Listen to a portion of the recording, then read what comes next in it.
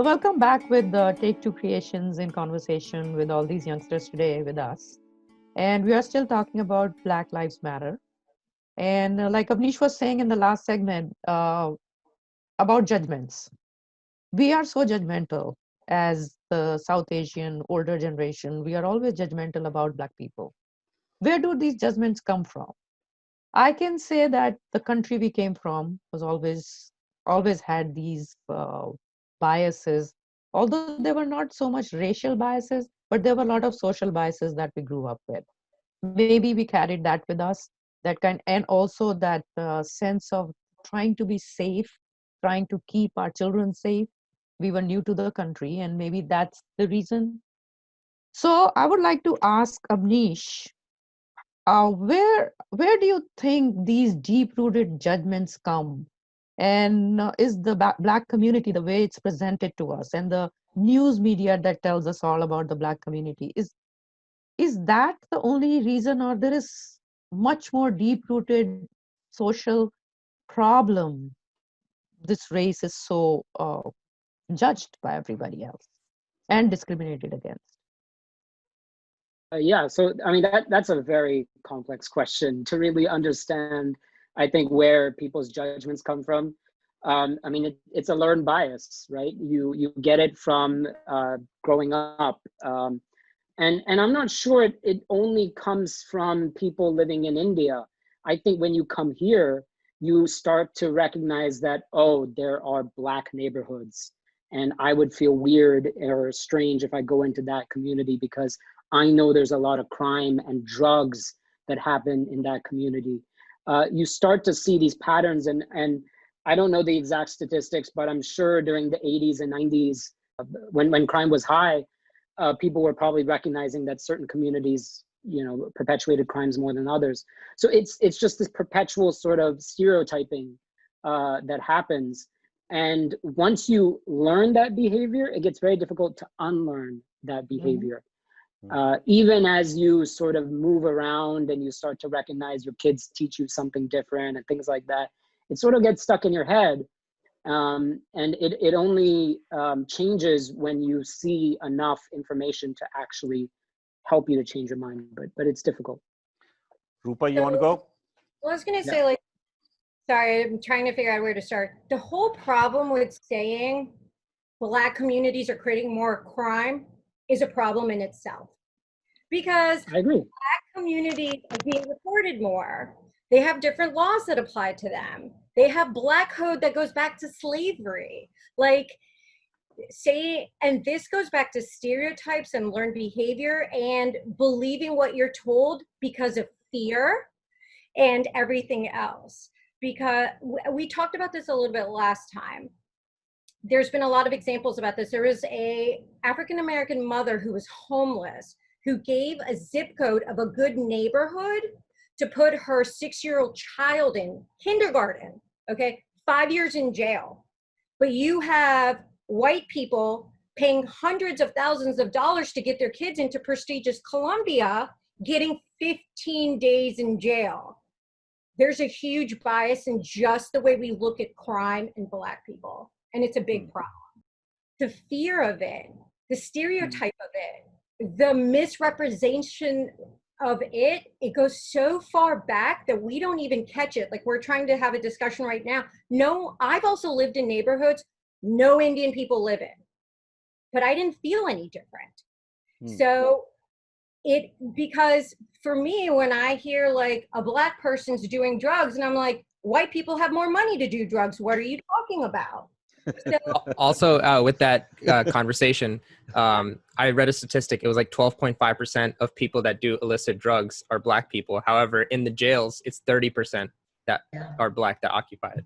That doesn't make sense. Yeah. And if you start by believing that more crime happens in Black neighborhoods, when they start standing up for their rights, you immediately focus on the rioting and the looting, right? It's sort of hand in hand. If you have a fear already, then when they stand up and when they act differently, you immediately start blaming them. And no one says anything when they white people riot after a football game.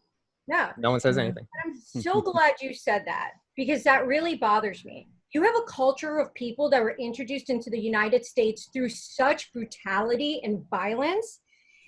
Their bodies, their children, rape, murder, hangings, lynching, whipping. Where do you want me to go? You're worried about a building when we have stood by and watched white people burn down their businesses. And the whole thing, that's why when we discuss this, like, it is so large. I want to go back to, like, what as brown people are we going to do about it? What can we teach our kids? How can we correct people in our community? We wouldn't be here if it wasn't for blacks that came here first. So my question was, how did you all become so passionate about this cause when you grew up with racist friends and family? Parents I don't and- know, all these people. How, Because we grew up with the kids. Reshma, go.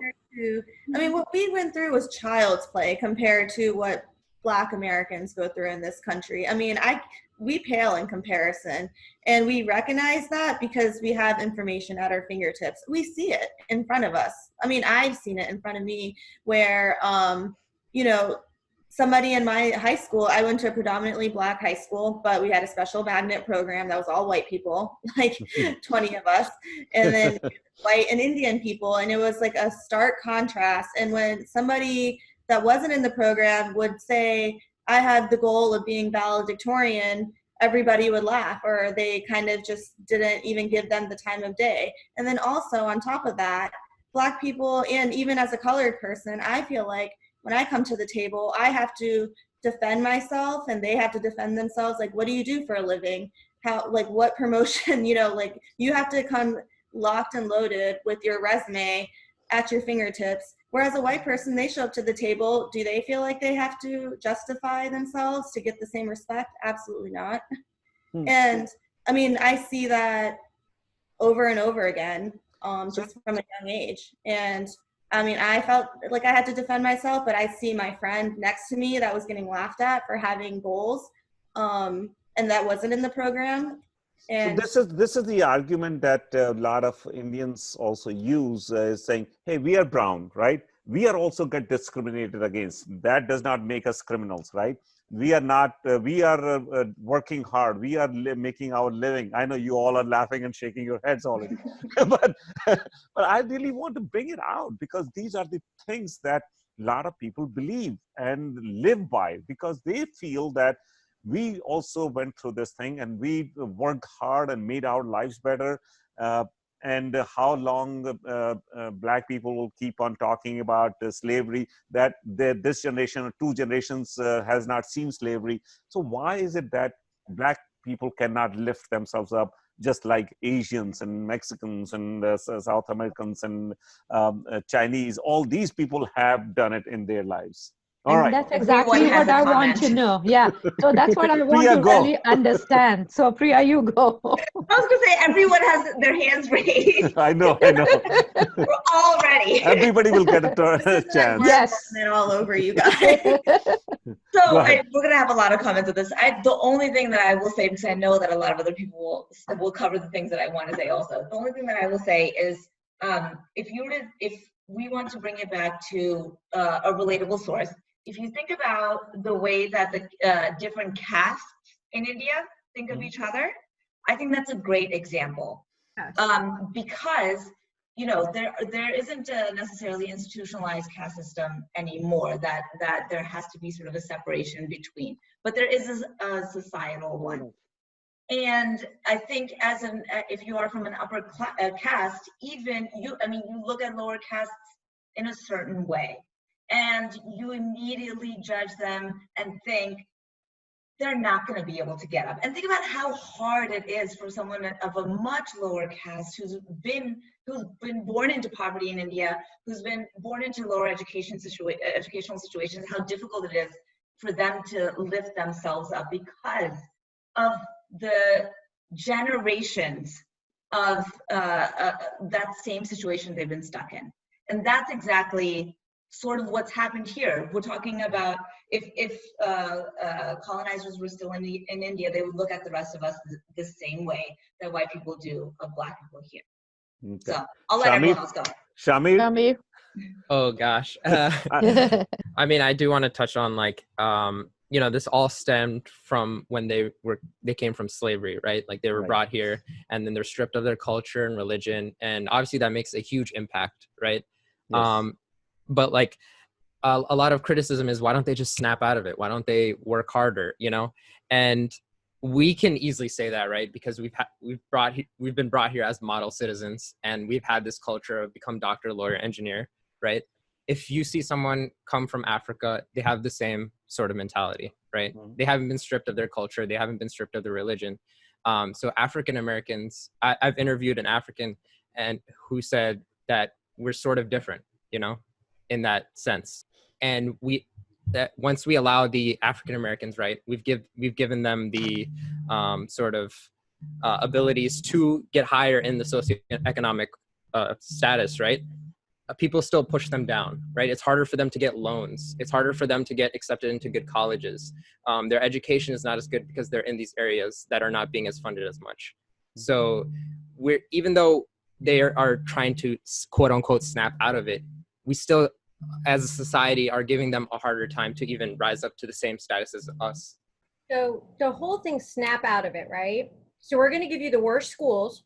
We're going to pay your teachers the least amount of money. We're going to put you into all the buildings that have the lead, and we're going to expect you to do just as good as the rich kids in Bethesda or Potomac.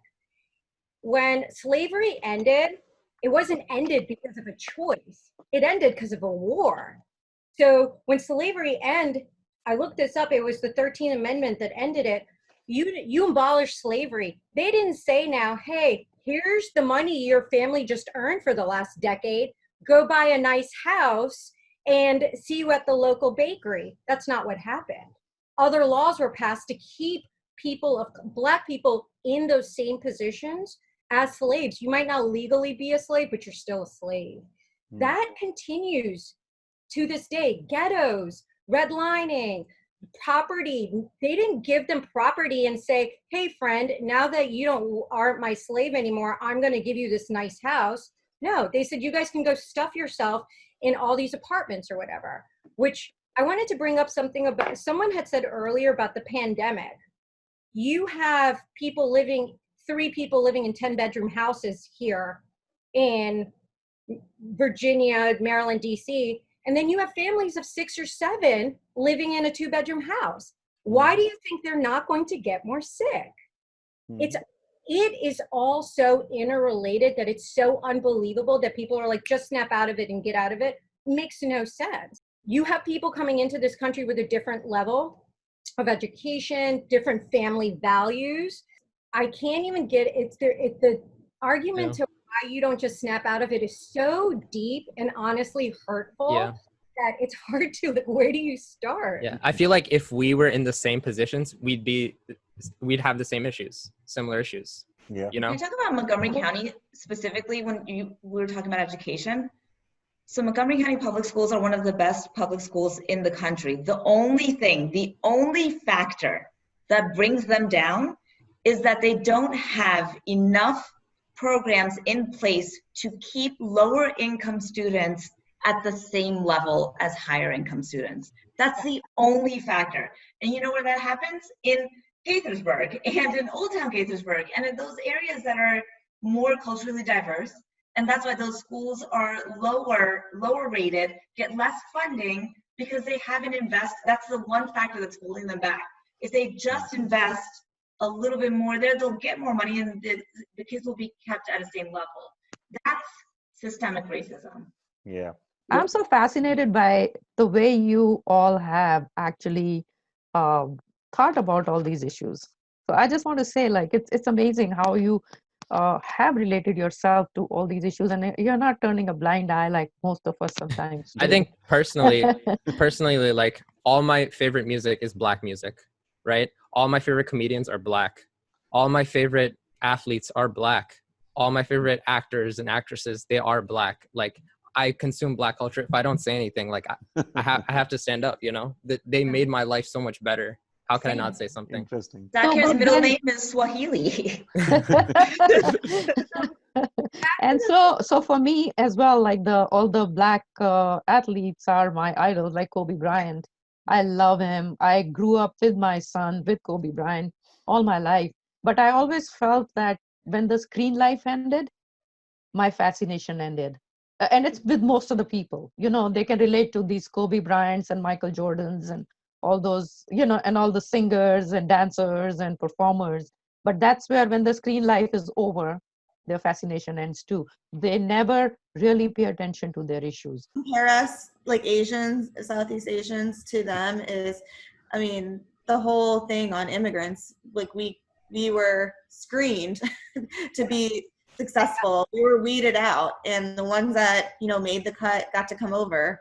And so, I mean, you don't see the lowest caste person coming over. I mean, I don't really know anybody like that. That migrated in my parents' generation that didn't have some sort of intent and purpose to be successful in this country. And I mean, I'm sure you guys have heard this a million times, but like, we are not like them. We are privileged. And to say we aren't, and yeah, we worked hard and we hustle and we grinded and our parents grinded. I'm not dismissing that at all. And it's not like you guys all came here with a bunch of cash or anything either, but you still have to recognize that there was privilege. And we did not, like our ancestors, we did not come from slaves. And we got to come to this country because of privilege and because of the Civil Rights Act. I mean, the Civil Rights Movement is why we got to come over. I mean, I don't know what the exact details of the bill are, but I know it happened right after the Civil Rights Movement, and we pretty much rode that wave and maximized on it. So, like, if anything, we owe it to Black Americans, the comfort cush life that we have here. Good angle. I did not think about that. Avnish, we didn't give Nice. you a chance on this topic, so why don't you vent it out?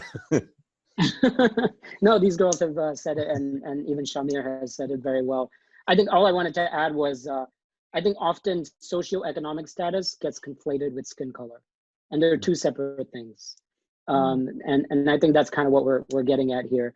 We have enjoyed a certain kind of a lifestyle because, like Reshma said, our parents who came in the 70s and 80s were the lucky ones. They were able to afford a plane ticket and get a green card or get some sort of, education in the US or whatever it was, and they made it through. Whereas a lot of these guys, they grow up in neighborhoods where they don't have those same opportunities.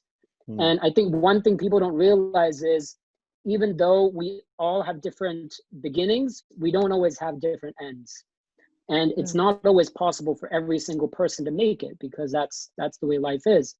And I think what we are all sort of advocating for is, we need people to have more opportunities like the ones that we've had. We need these people who have, lived in these type of communities. They shouldn't have to face the same struggles again and again and again and again.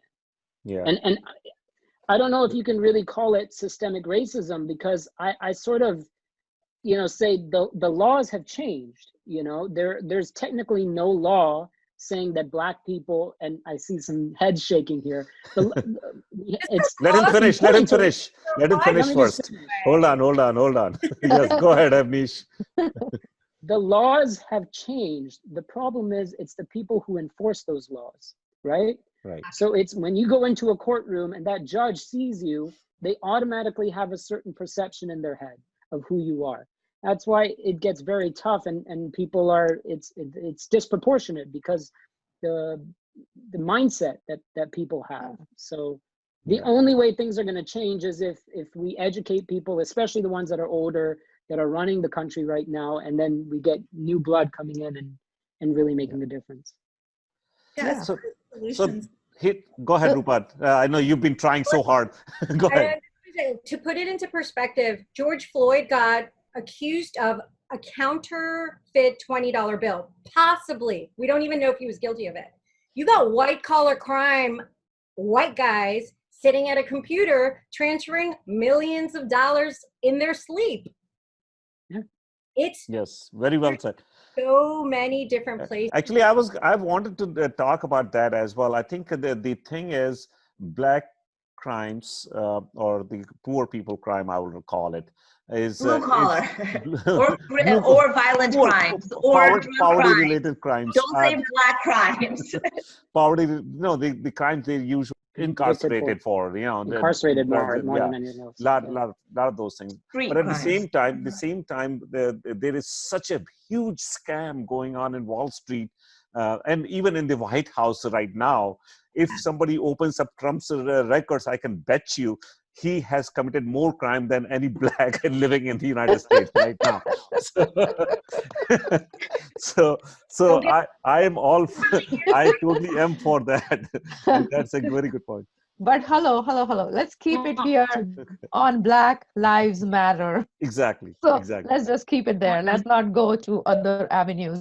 Why do Black Lives Matter versus All Lives Matter? Yes, Yes. that's what we want to know. That's where we want to Yeah, go. That's where we want to head. Why do all lives need to matter when Trump is just protected? We already know that he's fully protected, right? By the virtue of his skin color. That's it right there. How about the other poor people, people who are not privileged, may not be of that color? Well, does anybody look at a Korean grocery store clerk or getting killed, or an Indian guy getting killed in 7-Eleven, Pakistani guy getting killed or discriminated against somewhere else? So all these are racial issues. Why to focus on just blacks? I think that is the question. That's what people are asking for. Because I think that there are crimes against all colored people. There's discrimination against all colored people, but I still feel that the numbers just do not match. The numbers just do not compare. I don't know the exact numbers, but the number of things done to Black lives is so much more than all the other races, which is like unbelievable. I think it's because of that implicit biases that all of us carry within us, that it just shows. And on one of the protesters' placard I saw today, it said, Black Lives Matter, not all lives matter. It's different from all lives matter because Black lives are in danger. Yes. We need Oh. help. Yeah, so I saw somebody posted that. I did. But so the issue here is like, I mean, Black lives are in danger. And I think eventually everybody else is warming up and everybody else is paying attention. And I think that's what is changing and coming to this revolution. Yeah. I'm saying it's So- a revolution that we Yeah. have to I So- hope it gains more momentum. It becomes a worldwide revolution.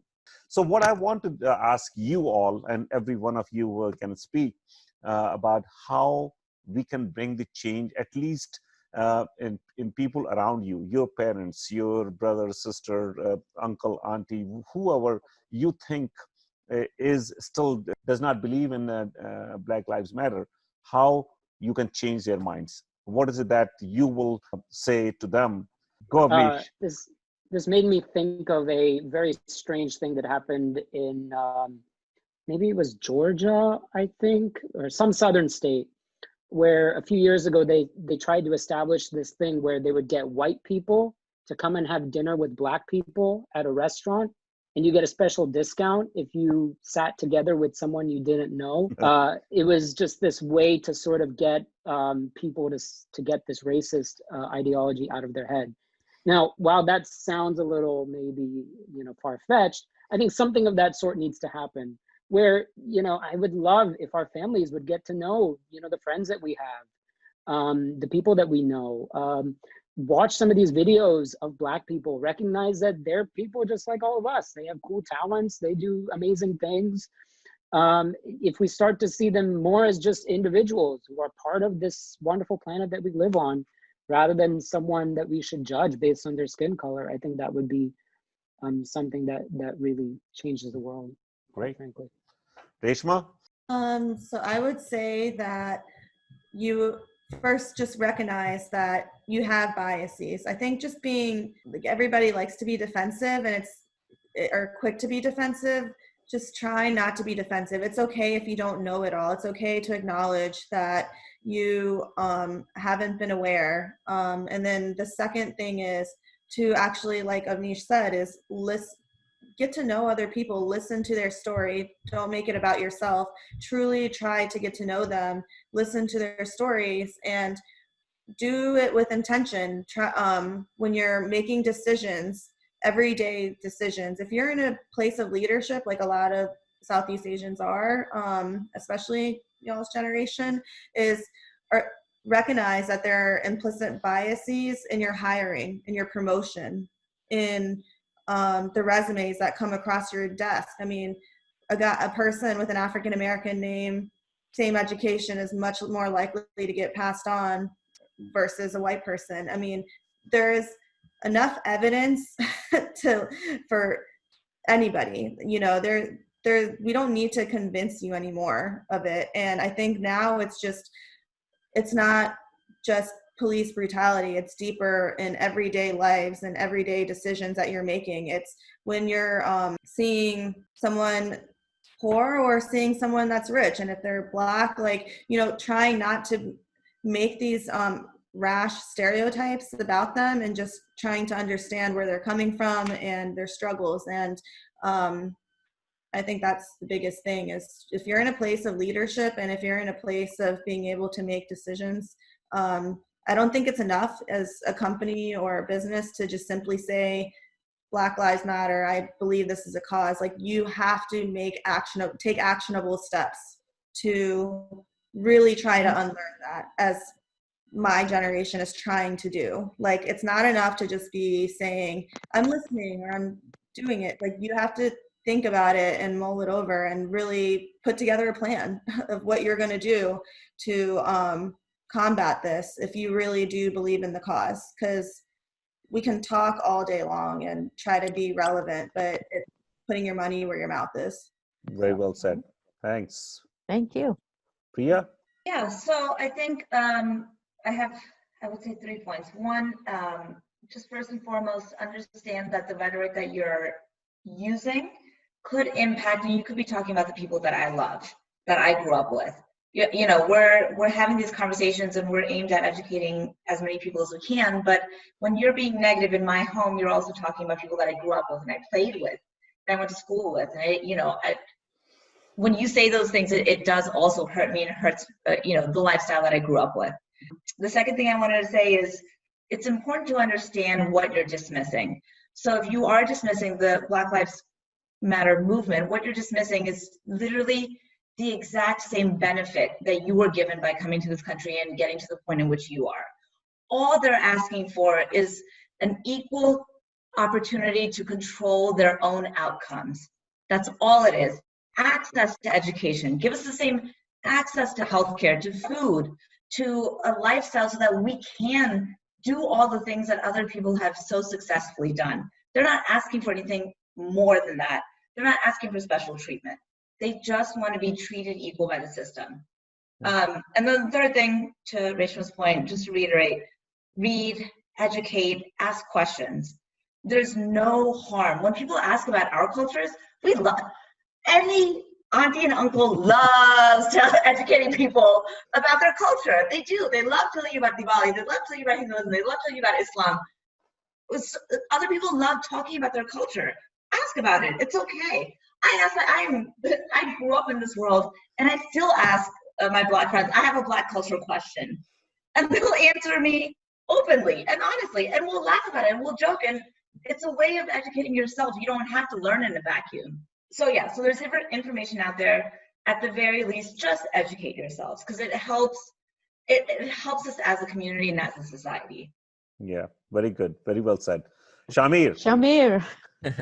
Yeah, I'm gonna say Black lives do matter because, and in a human level, like, these are our brothers and sisters. We live in the same country and we live in these very diverse area, and like they are, very part of our lives. We see them on screen, we see them in person. Like, as a human, like, they're the same blood. We're the same blood. We have to respect them. And if we see our brother, right, or sister that's like doing less, like that's, facing a lot of issues, we help them up, right?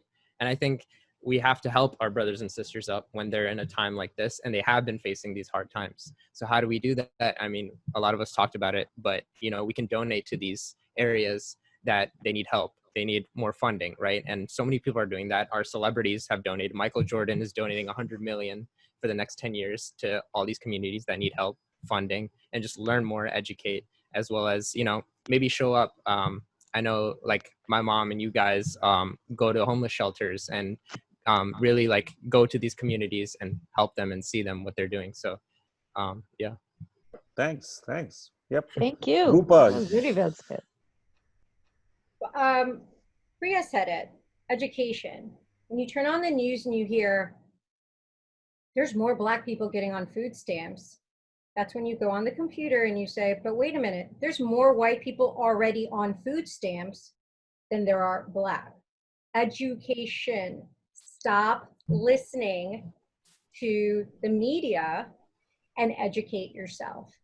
And as Shamir said, if you are a young person, you have an elder in your life, don't tell them where you're going, what you're doing, or anything else. Say, hey, can you spend the day with me? Take them to a kitchen. Take them to meet these people and say, these are people just like us. Why wouldn't you care about them? Why are we discussing caring about Black lives? Because if all lives mattered, we wouldn't have to do this.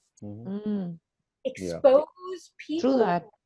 Yeah, like we talked about this earlier, and I'm sorry because we might be running out of time, but if you have a Black family who's on drugs and a white family member who's on drugs, you go to court with both of them, the white family is going to have $50,000 to put them in a drug program, while a Black person's going to go to jail. Now you have a one single household.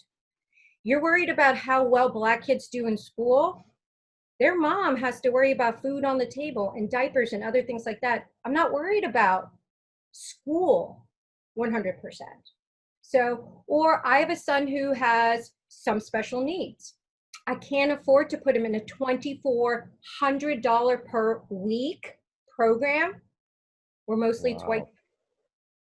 So stop and ask the question. Ask why. Ask why. Why am I getting this information? Who is giving me this information? And I have a brain, so I'm going to go find out.